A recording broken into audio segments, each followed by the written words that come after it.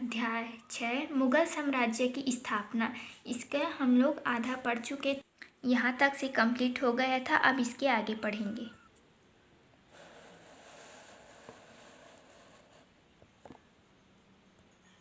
अकबर सन 1556 से 1605 ईस्वी तक।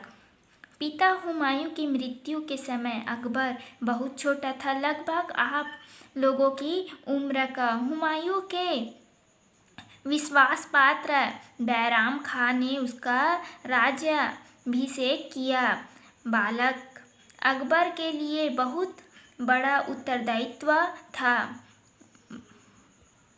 बालिग होने तक अकबर ने अपने संरक्षक बैरम खां की देखरेख में राजकाज किया। फिर उसने शासन की बागडोर स्वयं संभाल ली तथा योग्यतापूर्वक शासन किया।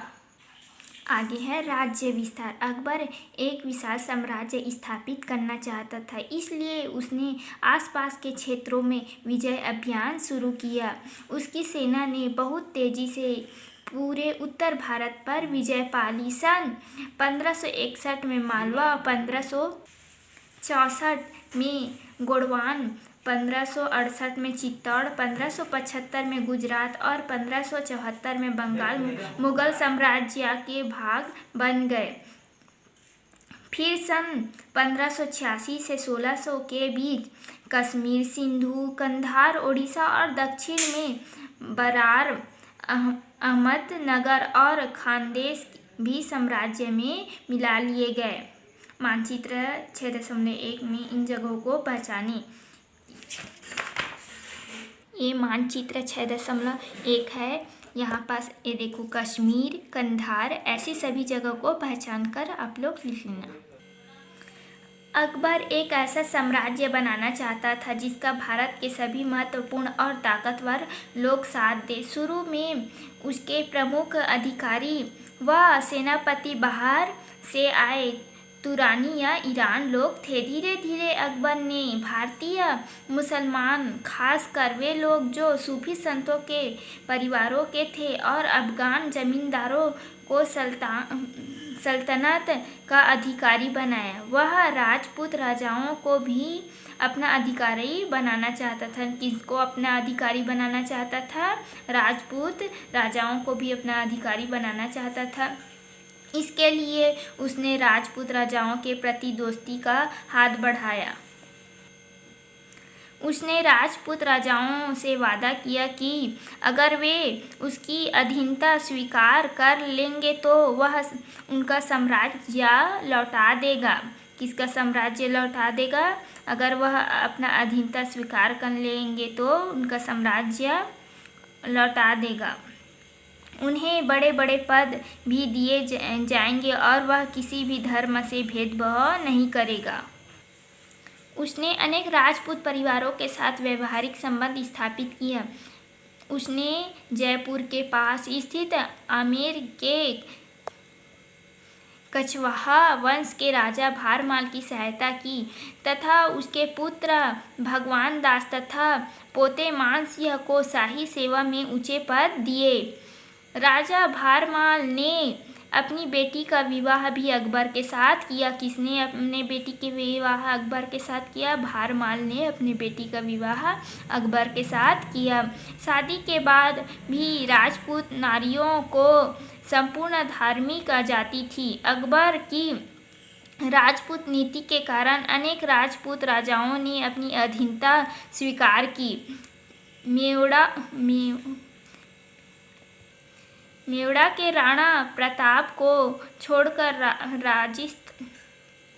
राजस्थान के लगभग सभी शासक अकबर की अधीनता स्वीकार कर चुके थे। आगे है अकबर और राणा प्रताप। सन 1576 में अकबर ने राणा प्रताप के खिलाफ राजा मानसिंह एवं राजकुमार सलीम के नेतृत्व में एक विशाल सेना चित्तौड़गढ़ भेजी। कहाँ भेजी? चित्तौड़गढ़ भेजी। मुगल सेना और राणा प्रताप की सेना के बीच हल्दी घाटी में युद्ध हुआ। किनके बीच? हल्दी घाटी में युद्ध हुआ, मुगल सेना और राणा प्रताप के सेना के बीच। इस युद्ध में मुगल सेना विजयी हुई। कौन सा सेना विजय हुई? मुगल सेना विजयी हुई। किंतु राणा प्रताप ने हार मानी। वे चित्तौड़गढ़ की पहाड़ियों में रहकर अपनी जीवन पर्यंत मुगलों से संघर्ष करते रहे। उन्होंने अपने मंत्री मेवाड़ के भाभा शाह द्वारा उन्हें समर्पित धन से अपनी सेना का पुनः संगठन किया और अनेक क्षेत्रों पर अपना अधिकार पुनः स्थापित करने में राणा प्रताप सफल भी हुए। रानी दुर्गावती और अकबर गोंडवाना या गढ़ा कटंगा विस्तृत और संपन्न राज्य था। इस राज्य की राजधानी चौरागढ़ थी और मुख्य निवासी गौड़ थे। सन 1548 में राजा दलपत के देहावसान के बाद रानी दुर्गावती अपने 5 वर्षीय पुत्र वीरनारायण सिंह की संरक्षिका बनी और अपने मंत्रियों के परामर्श एवं सहायता से सफलतापूर्वक शासन करती रही। अपनी उदारता, दक्षता एवं सुयोग्य प्रशासन से गोंडवान में उसने राजनीतिक एकता स्थापित कर ली थी। गोंडवान की समृद्ध एवं धन संपन्नता को देखकर साम्राज्य विस्तार की भावना से अकबर आक्रमण करना चाहता था। किस भावना से आक्रमण करना चाहता था? साम्राज्य विस्तार की भावना से आक्रमण करना चाहता। इसलिए आसफा खां के नेतृत्व में गोंडवान पर आक्रमण किया।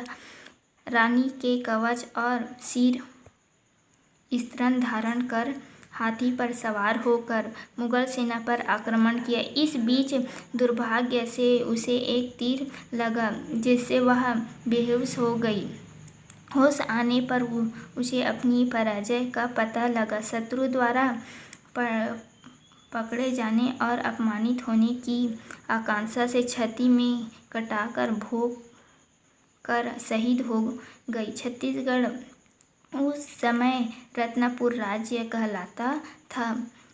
यहाँ पर कलचुरी राजवंश का प्रशासन प्रभावशाली था। किसका प्रशासन प्रभावशाली था? कलचुरी वंश का प्रशासन प्रभावशाली था। इस तरह अकबर की इन नीतियों के कारण उसके पदाधिकारियों में ईरानी और तुरानियों के अलावा अफगान, भारतीय, मुसलमान, राजपूत राजा आदि भी शामिल हो गए थे। और कौन कौन शामिल हो गए थे? अफगान, भारतीय, मुसलमान, राजपूत राजा भी शामिल हो गए थे। अगला है शासन व्यवस्था। अकबर ने अपने विशाल साम्राज्य की व्यवस्था किस प्रकार की? उसने अपने विशाल साम्राज्य को 15 सूबों में बांटा। सूबे का क्षेत्र लगभग आज के प्रदेश जैसा ही था। प्रत्येक सूबा प्रांत सरकारों में बटा हुआ था और प्रत्येक सरकार बहुत से परगनों में विभाजित था।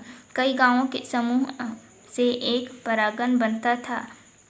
अकबर ने केंद्र से लेकर परगना तक जिम्मेदार अधिकारियों को नियुक्त किया। मुगल शासन के अधिकारियों को मनसबदार कहा जाता था।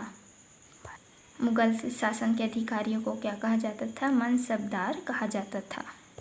आगे है मनसबदारी व्यवस्था। मुगल साम्राज्य में काम करने वाले अधिकारी व सेनापतियों को मनसबदार कहा जाता था। प्रत्येक मनसबदार को उसकी सेना के अनुसार एक दर्जा दिया जाता था कि जिसे मनसब कहते थे। सभी मनसबदारों को बादशाह खुद नियुक्त करता था और उन पर बादशाह का सीधा नियंत्रण होता था। सभी मनसबदारों को घुड़सवारों की एक फौज तैयार रखनी पड़ती थी और जब भी बादशाह को उसकी ज़रूरत पड़ती उन्हें अपनी फौज के साथ जाना पड़ता था। बादशाह उन्हें अपनी ज़रूरत के अनुसार कहीं भी नियुक्त कर सकता था।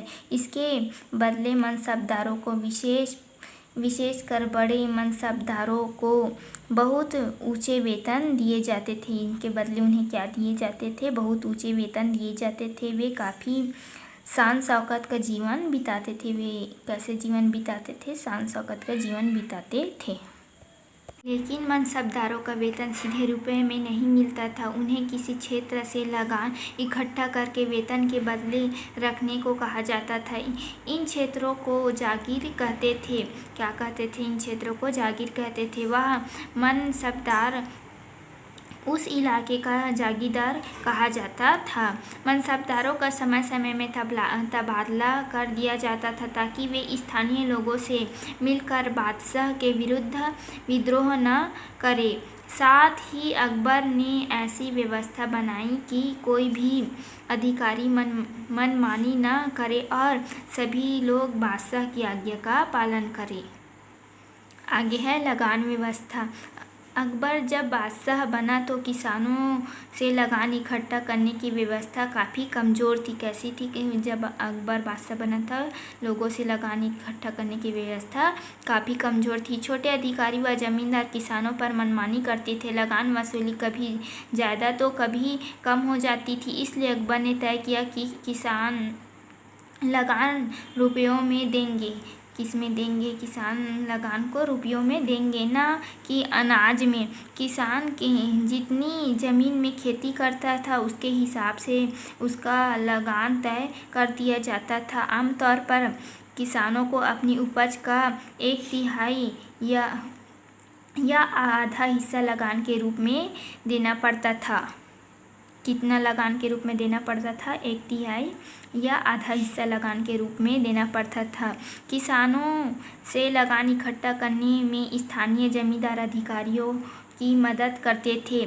किसानों से इकट्ठा किए गए लगान से ही राज्य का खर्चा चलता था। क्या का खर्चा चलता था? लगान से राज्य का खर्चा चलता था।